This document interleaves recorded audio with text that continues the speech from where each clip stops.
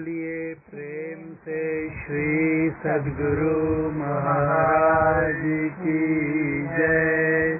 श्री सद्गुरु महाराज की जय। श्री सद्गुरु महाराज की जय।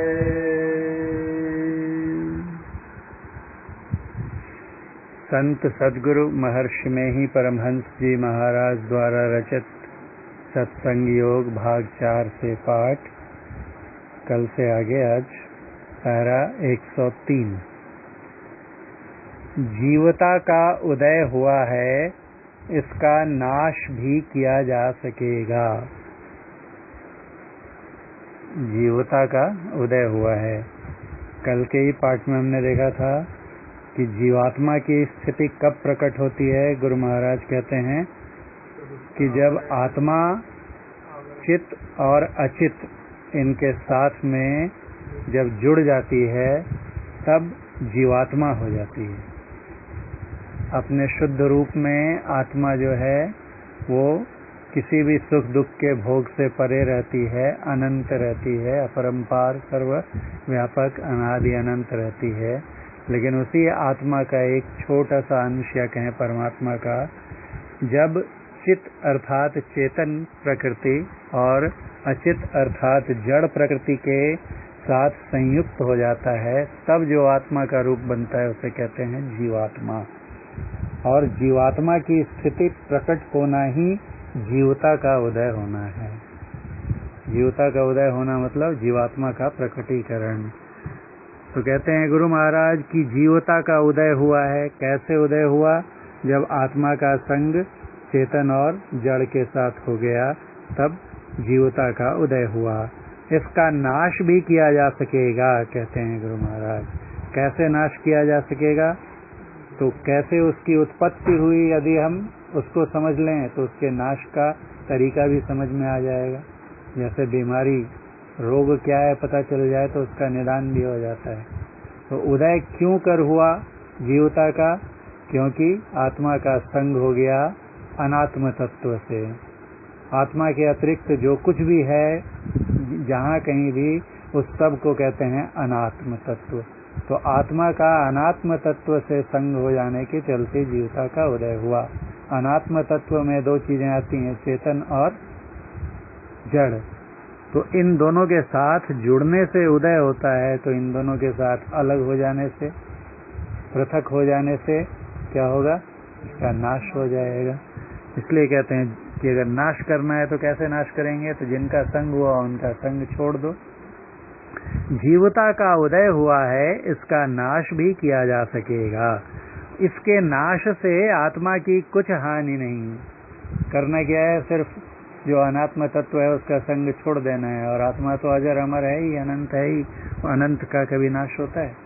इसलिए इसके नाश से, इसके नाश से अर्थात जीवता के नाश से। जीवता का नाश मतलब क्या हुआ? कि आत्मा अलग हो गई चेतन और अचेतन से, जड़ से। इसके नाश से, अलग हो जाने से उनसे आत्मा की कुछ हानि नहीं। इसके मिटने से आत्मा नहीं मिटेगी। किसके मिटने से? जीवता के मिटने से। जीवता का मिटना मतलब आत्मा का पृथक हो जाना बाकी सब चीजों से। तो उससे आत्मा क्यों मिटेगी? इसके मिटने से और शुद्ध हो जाएगी। इसके मिटने से आत्मा नहीं मिटेगी। आत्मा का मिटना असंभव है, क्योंकि अनंत का मिटना असंभव है। शुद्ध आत्मा का स्वरूप अनंत है। तरह 102 में देखा था हमने। तो जो अनंत है उसका अंत हो ही नहीं सकता। अंत हो गया तो अनंत कहाँ रहेगा? इसलिए आत्मा का मिटना असंभव है, क्योंकि अनंत का मिटना असंभव है। जब किसी जीवन काल में पूर्ण समाधि में जीवता मिटा दी जाएगी तभी जीवन मुक्त की दशा प्राप्त होगी। किसी भी जीवन काल में मतलब हमारे बहुत से जन्म होते हैं। जब से हम प्रयास करना शुरू करते हैं तो आवश्यक नहीं कि उसी जन्म में हम पूर्णता को प्राप्त कर लें, हमारी साधना पूर्ण हो जाए। आहिस्ता आहिस्ता हर जन्म में आगे बढ़ते हैं। तो जब किसी जीवन काल में अर्थात जिस जन्म में पूर्ण समाधि की अवस्था में हम पहुंच जाएंगे तो जीवता मिट जाएगी। मतलब आत्मा जो है इसको हम फुटाने में सफल हो जाएंगे, अलग करने में अनात्म तत्वों से, तब क्या कहलाएंगे? ऐसी आत्मा या ऐसा शरीरधारी जीवन मुक्त कहलाता है। क्योंकि जब वो समाधि में जाता है तो आत्मा को सभी लेयरों से, सभी आवरणों से ऊपर उठा लेता है, पृथक कर लेता है अपने को सब चीज से। तो वही गुरु महाराज यहाँ कह रहे हैं, जब किसी जीवन काल में पूर्ण समाधि में जीवता मिटा दी जाएगी, तभी जीवन मुक्त की दशा प्राप्त होगी। जीवन मुक्त मतलब कि अभी शरीर जीवित है, तभी हमने मुक्ति को प्राप्त कर लिया। जीवित मुक्त तो मुक्ता हो, जब लग जीवन मुक्ता नहीं, तब लग दुख सुख भोगता हो। तो जीवित रहते हुए ही जो मुक्ति को प्राप्त करेगा, वही जीवन के बाद भी मुक्त हो सकेगा। जीवन मुक्त मतलब शरीर रहते हुए समाधि की अवस्था में शब्दातीत पद में चले जाना। शब्द चेतन है, सार शब्द, और चेतन के भी परे चले जाएंगे हम, निःशब्द में, अशब्द में चले जाएंगे, तो हम जीवन मुक्त हो जाएंगे। जब किसी जीवन काल में पूर्ण समाधि में जीवता मिटा दी जाएगी, तभी जीवन मुक्त की दशा प्राप्त होगी। और जीवन काल के गत होने पर, अर्थात मरने पर, जब जीवन काल मतलब जन्म हमारा समाप्त हो जाएगा, शरीर छूट जाएगा, और जीवन काल के गत होने, मरने पर भी मुक्ति होगी, अन्यथा मुक्ति नहीं। अब ही मिला सो तबहु मिलेगा। अभी मुक्ति नहीं मिली तो तब मरने, तबहु मतलब मरने के बाद भी नहीं मिलेगी। जीवत काटे देह गुण, मुक्ति कहा वैसे, जीवत काटे कर्म सब, जीवन मुक्ता होए। जो जीवित रहते हुए यदि मुक्ति हमने प्राप्त कर ली, तभी जीवन के बाद भी, अर्थात मृत्योपरांत भी हमें मुक्ति प्राप्त होगी, अन्यथा नहीं। मोक्ष के साधन में लगे हुए अभ्यासी को जीवन काल में मुक्ति नहीं मिलने पर उस जीवन काल के अनंतर फिर मनुष्य जन्म होगा। मोक्ष के साधन में लगे हुए हैं, यानी हम लोग साधना करते हैं, लेकिन अंत समय आ गया शरीर का और हमारी साधना पूरी नहीं हो पाई, तो क्या हो गया कि इस जीवन काल में मुक्ति हमें नहीं मिली। इस जीवन काल में मुक्ति नहीं मिली तो मरने के बाद भी मुक्ति नहीं मिलेगी, अर्थात हमें पुनः जन्म लेना होगा। पुनः जन्म जब हम लेंगे तो किस योनि में जाएंगे? तो गुरु महाराज कहते हैं, मोक्ष के साधन में लगे हुए अभ्यासी को जीवन काल में मुक्ति नहीं मिलने पर उस जीवन काल के अनंतर, अनंतर मतलब बाद में, फिर मनुष्य जन्म होगा, क्योंकि दूसरी योनि उसके मोक्ष साधन के संस्कार को संभालने और उसको आगे बढ़ाने के योग्य नहीं है। जो हमारी वृत्ति, जो हमारे मन की भावना इस जन्म में है, उसी के अनुरूप हमें शरीर प्राप्त होता है अगले जन्म में। तो इस जन्म में हमने जो काम किए हैं और जो हमारा मनोभाव बना है कि हमें मुक्ति की दिशा में जाना है, और उसके लायक हमने प्रयास भी किए हैं, तो यदि पशु योनि या कीट पतंगों की या वृक्ष की कोई भी अन्य योनि हमें अगर मिल गई, तो उस योनि में जो है, जो हमारे पुराने संस्कार बने, उसको आगे बढ़ाने की क्षमता ही नहीं है।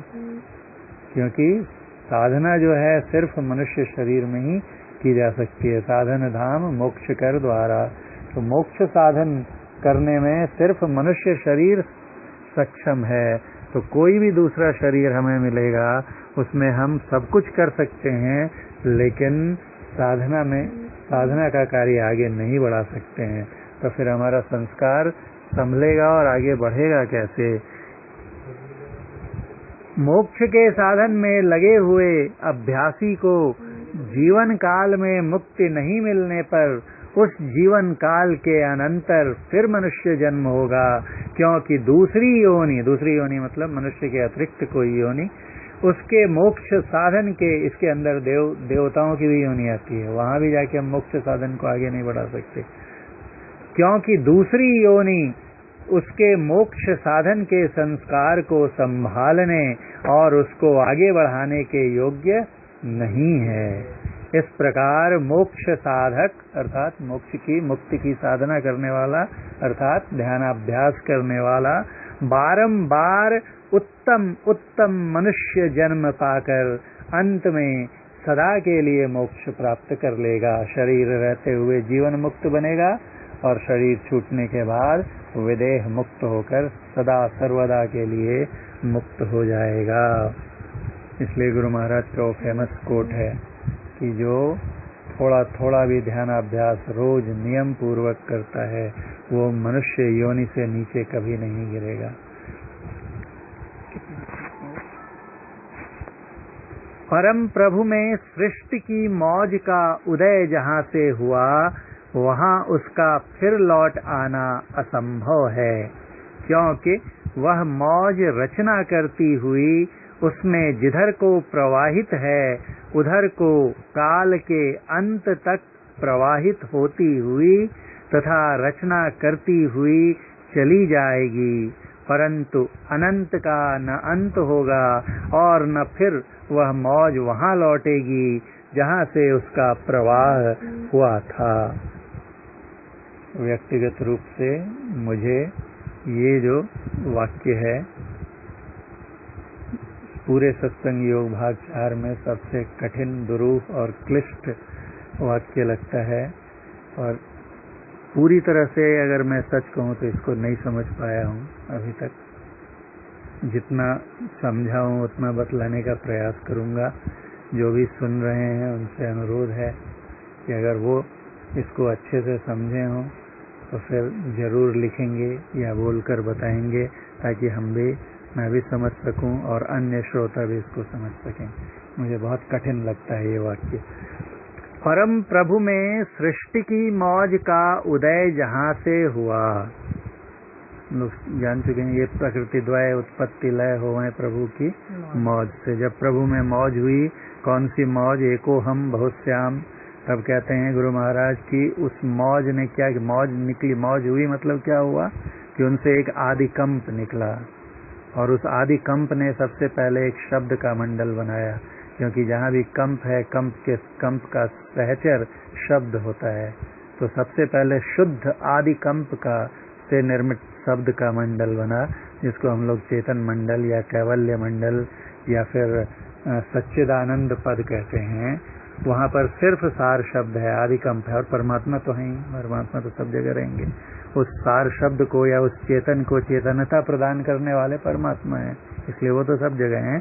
उनके अतिरिक्त शब्द मंडल में, कैवल्य मंडल में सिर्फ कंप रहता है।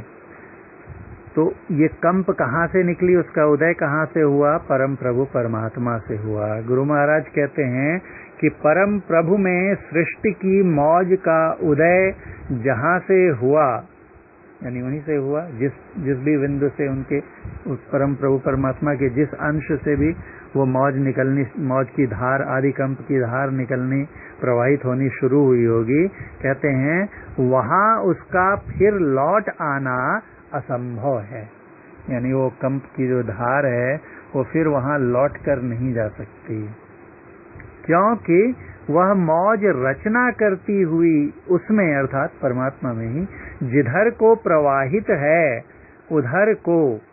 अब ये मौज कहने का मतलब गुरु महाराज यहाँ कहना चाहते हैं कि ये यूनिडायरेक्शनल है, एक दिशा में, कि परमात्मा से निकली और जिस दिशा में बह रही है उधर ही बहती रहेगी, उल्टी दिशा में नहीं बहेगी, क्योंकि वह मौज रचना करती हुई उसमें जिधर को प्रवाहित है। किधर को प्रवाहित है?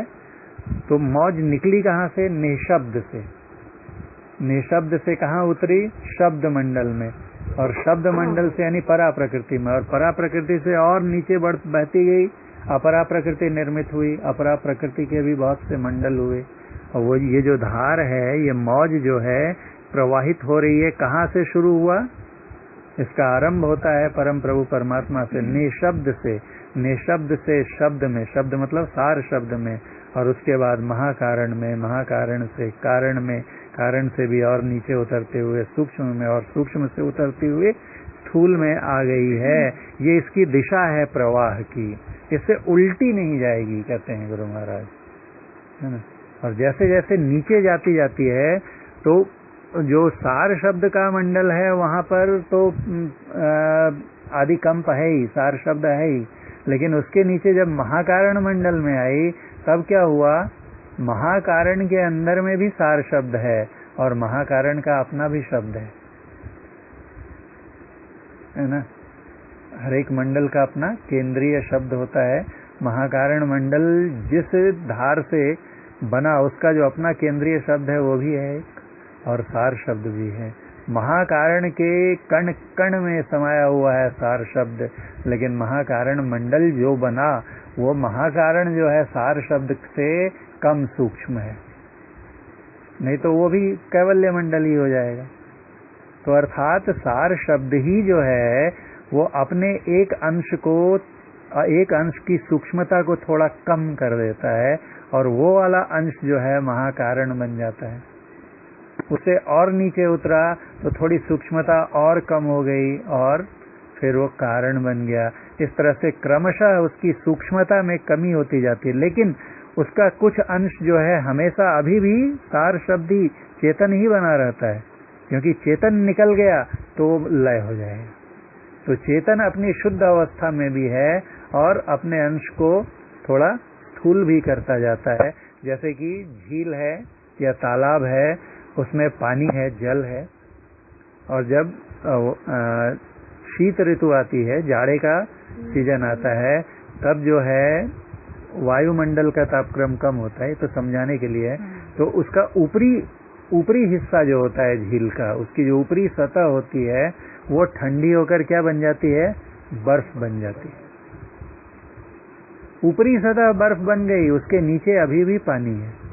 अगर और मोटी तह बन गई बर्फ की तो इतनी मोटी हो जाती है कि उस पर हम चल भी सकते हैं, कुछ नहीं होगा। अगर पतली है तो चलने का प्रयास करेंगे तो बस वो बर्फ की सतह टूट जाएगी और हम पानी में छपाक से गिर जाएंगे। तो ठंड बढ़ते जा रही है, ठंड बढ़ते जा रही है, मतलब क्या हो रहा है कि उसमें जो उसके अणु परमाणु हैं उनके कांपने की गति कम होती जा रही है, यानी सूक्ष्मता कम होती जा रही है। तो क्या हो रहा है, वो मोटा होके बर्फ बन गया। जैसे जाड़े में हम लोग सुनते हैं ना, कश्मीर में डल लेक जम गई, बर्फ बन गया, लेकिन उस बर्फ के नीचे पानी रहता है और बर्फ में भी पानी ही है। पानी का ही एक कठिन बना हुआ, कठोर बना हुआ तल है, उसी की अवस्था है, जो कि ऐसा पानी जो कम सूक्ष्म हो जाता है वो बर्फ बन जाता है।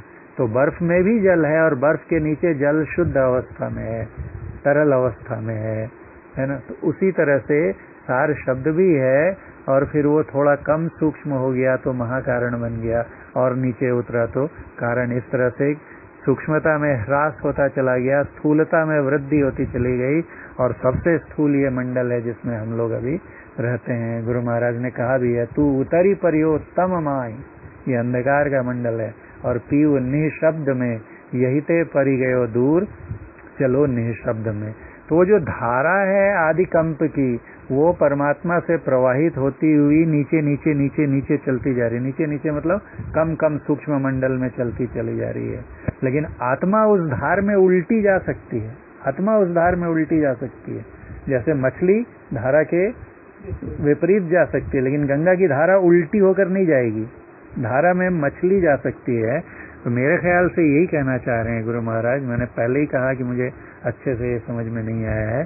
कहते हैं कि वहां उसका फिर लौट आना असंभव है, क्योंकि वह मौज रचना करती हुई उसमें जिधर को प्रवाहित है उधर को काल के अंत तक प्रवाहित होती हुई तथा रचना करती हुई चली जाएगी।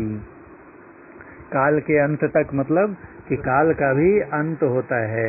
गुरु महाराज हम लोग पढ़ चुके हैं इसमें कि काल कब बना, जब देश बना। स्थान बनते ही काल का, काल बोलते कैसे, गिनेंगे कैसे? हाँ, ये बना, बनना प्रारंभ हुआ मतलब कि काल शुरू हो गया, समय शुरू हो गया। कुछ नहीं था तो कुछ बना ही नहीं तो समय कहाँ रहेगा। जैसे हम लोग कोई चीज बनाना शुरू करते हैं तब समय गिनने लगते हैं ना, कि आपको इतना समय दिया जाता है, बनाइए। बनाना शुरू करते हैं तो समय शुरू हो जाता है कि हाँ यहाँ से शुरू हुआ।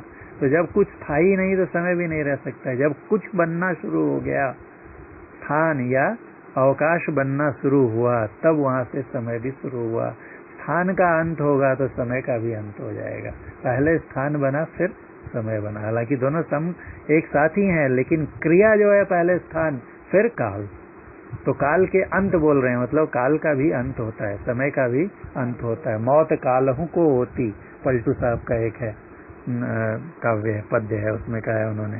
तो काल का भी अंत होता है। कब अंत होगा?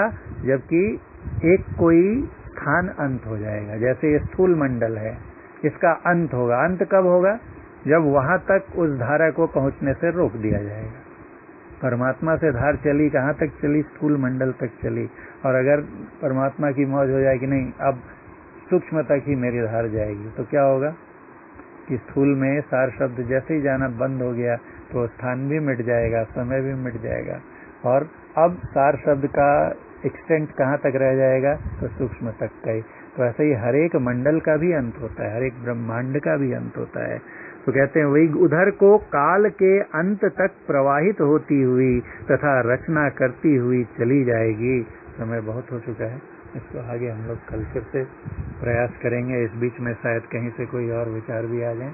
बोलिए प्रेम से श्री सद्गुरु महाराज की जय।